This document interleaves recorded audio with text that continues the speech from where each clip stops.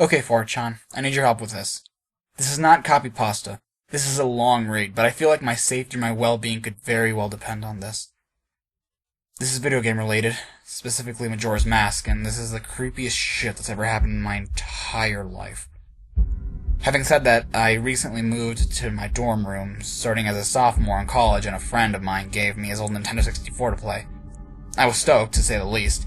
I could finally play all those old games of my youth that I hadn't touched in at least a decade. His Nintendo 64 came with one yellow controller and a rather shoddy copy of Super Smash Bros., and while beggars can be choosers, needless to say it didn't take long until I became bored of beating up level 9 CPUs. That weekend I decided to drive around a few neighborhoods about 20 minutes or so off campus, hitting up the local garage sales, hoping to score on some good deals from ignorant parents. I ended up picking up a copy of Pokemon Stadium, GoldenEye, F-Zero, and 2 other controllers for $2. Satisfied, I began to drive out of the neighborhood with one last house caught my attention. I still have no idea why, but it did, and there were no cars there, and there was only one table set up with random junk on it, but something sort of drew me there. I usually trust my gut on these things, so I got out of the car and I was greeted by an old man. His outward appearance was, for lack of a better word, displeasing. It was odd. If you asked me to tell you why I thought he was displeasing, I can't really pinpoint anything. There was just something about him that put me on edge. I can't explain it. All I can tell you is that if it wasn't in the middle of the afternoon and there were other people within shouting distance, I wouldn't even thought of approaching this man. He flashed a crooked smile at me and asked what I was looking for, and immediately I noticed that he must be blind in one of his eyes. His right eye had that glazed-over look about it. I forced myself to look at his left eye instead, trying to not offend, and asked him if he had any old video games. I was already wondering how I could politely excuse myself from the situation when he would tell me that he had no idea what a video game was, but to my surprise he said he had a few in an old box. He assured me he'd be back in a jiffy, and turned to head back into the garage. As I watched him hobble away, I couldn't help but notice what he was selling on his table. Littered across his table were rather peculiar paintings, various artworks that looked like ink blots that a psychiatrist might show you. Curious, I looked through them. It was obvious why no one was visiting this guy's garage sale. These weren't exactly aesthetically pleasing. As I came to the last one, for some reason it almost looked like Majora's Mask. The same heart-shaped body with little spikes protruding outward. Initially, I just thought that since I was secretly hoping to find that game at these garage sales, some fraudian bullshit was projecting itself into the ink blots, but given the events that happened afterward, I'm not so sure now. I should have asked the man about it. I wish I'd asked the man about it.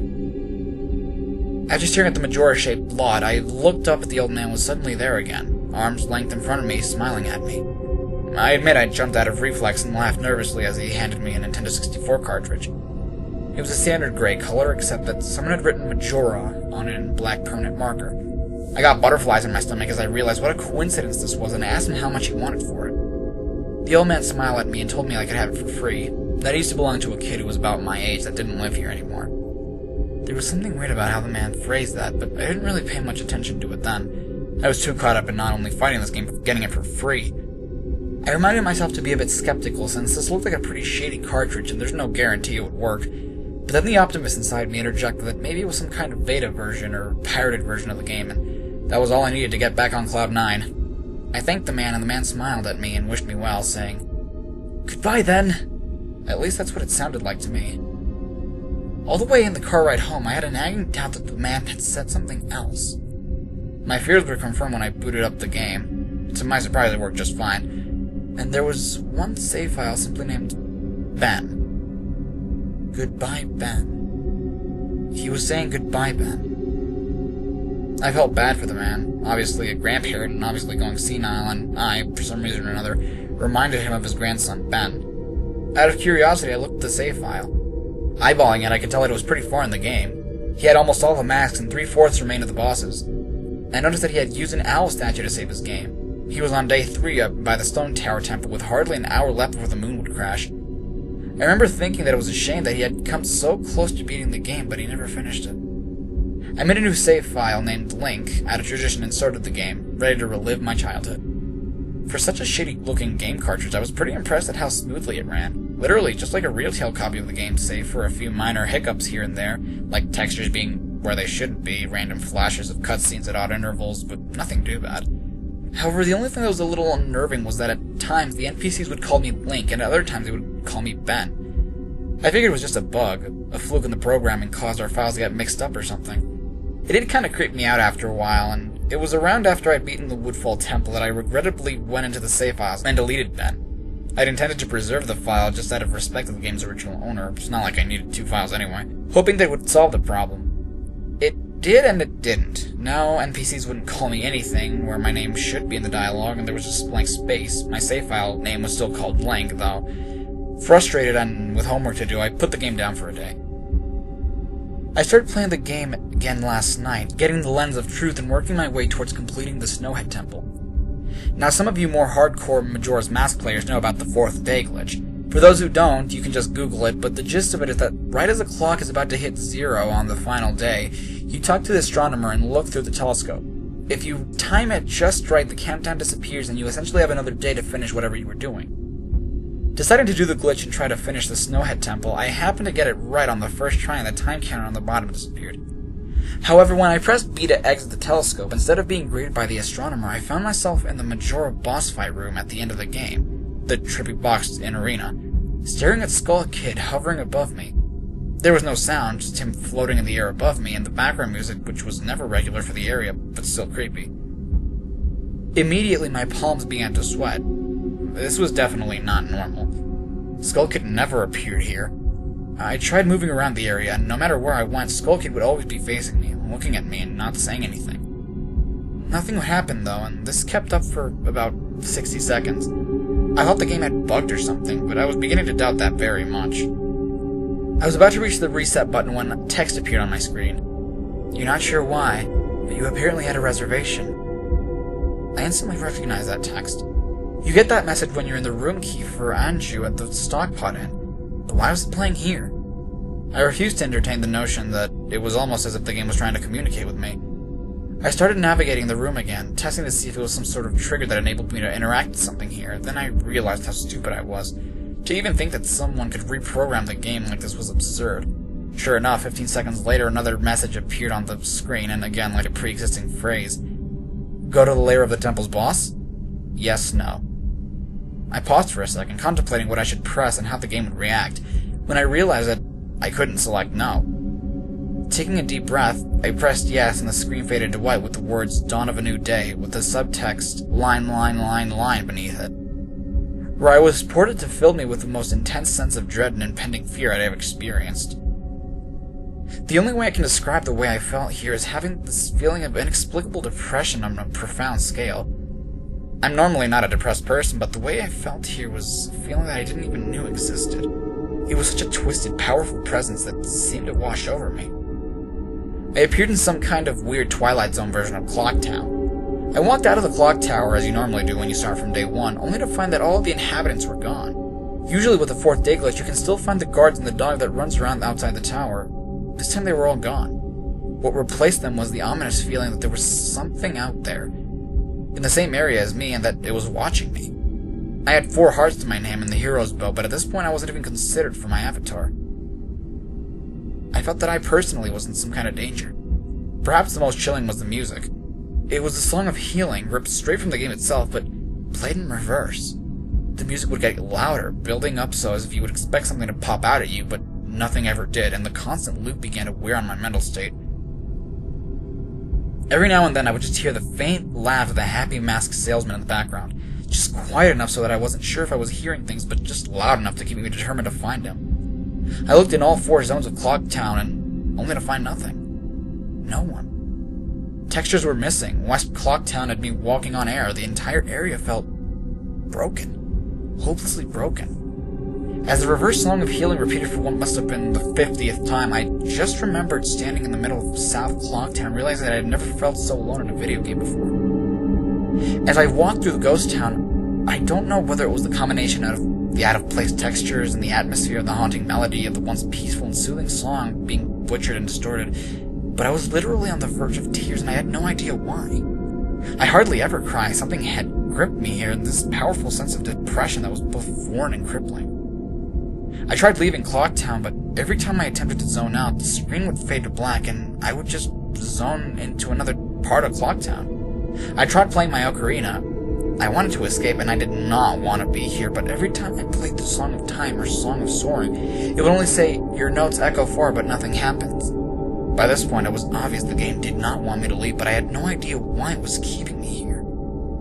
I didn't want to go inside the buildings. I felt that I would be too vulnerable there, or whatever I was terrified of.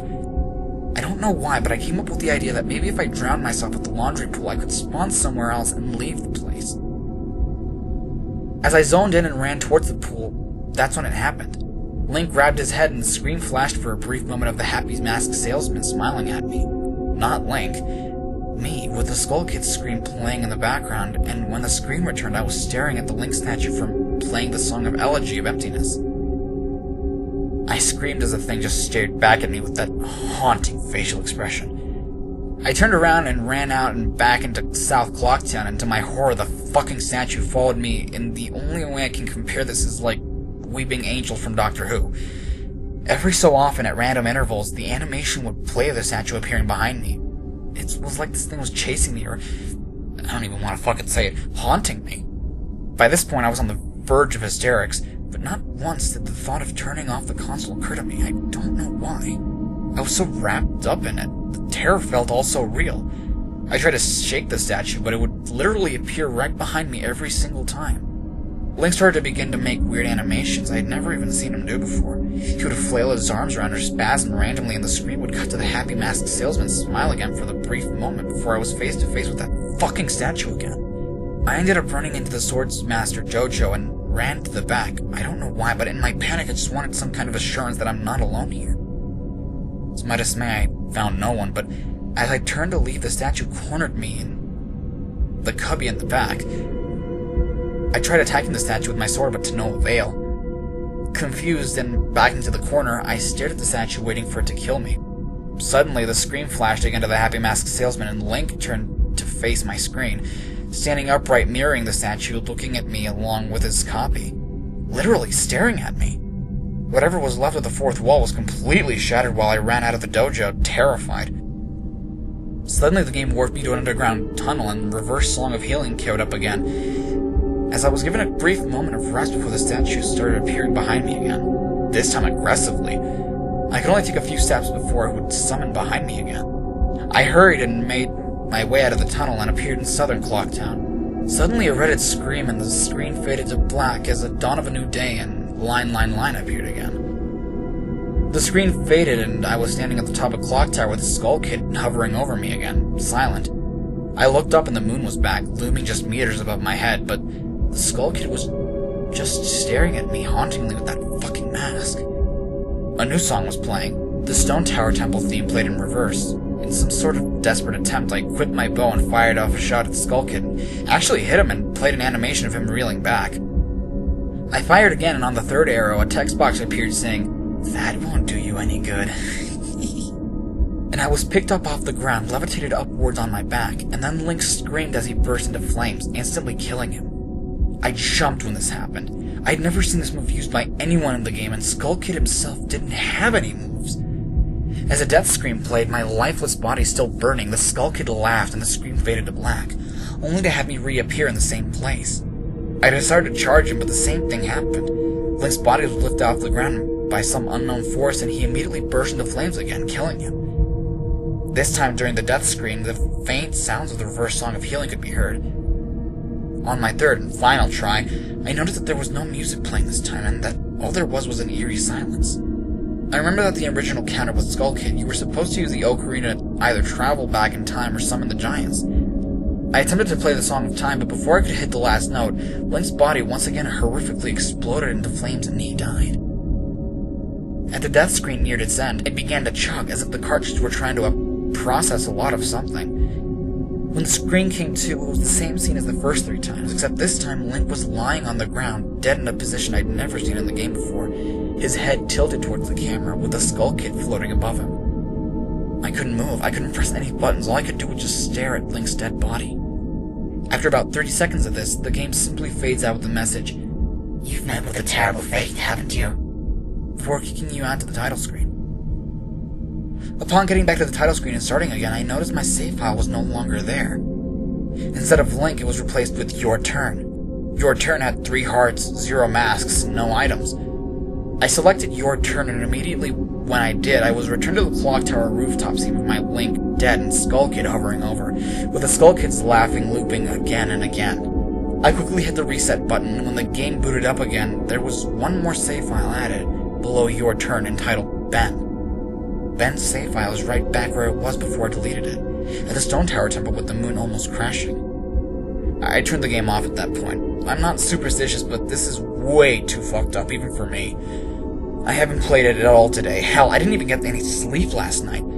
I kept hearing the reverse song of healing music in my head, and just remembering the sense of dread I felt exploring Clocktown. I drove back to the old man's house today to ask him some questions with a buddy of mine. No way I was going there alone. Only to find that there's a for sale sign in the front yard, and when I rang the door, no one was home. So now I'm back here recording down the rest of my thoughts and recording what happened. Sorry if some of this has, errors or whatnot. Sometimes me stop talking or messing up, going off of a script here. But I'm running on no sleep. I'm terrified of this game, even more so now that I relived it a second time recording this. But I feel like there's still more to it than meets the eye, and that there's something calling me to investigate this further. I think Ben is something in this equation, but I don't know what. And if I could get a hold of the old man, that I would be able to find some answers. I need another day or so to recuperate before tackling this game again. It's already taken a toll on my sanity, I feel like. But the next time I do this, I'm going to record my footage all the way through. The idea to record only came to me towards the end, so you see the last few minutes of what I saw, including Skull Kid and the Elegy statue, but it's on YouTube here. I'm going to stay in this thread for a little longer before I fall asleep to answer any questions you guys might have, or hopefully listen to your ideas or theories to help me shed some light into this, or maybe some things I should try to do. I think I'm going to play Ben's file tomorrow to see what happens. Maybe I was supposed to do that all along. I don't believe in paranormal shit, but this is a little fucked up. But maybe this Ben guy's just a really good hacker or a programmer. I don't want to think of the alternatives if he isn't. That's the end of the copy-paste. I'm hoping that maybe this is some kind of running gag that developers had, and that other people have gotten gag or hacked copies of the game like this. This really just scares me.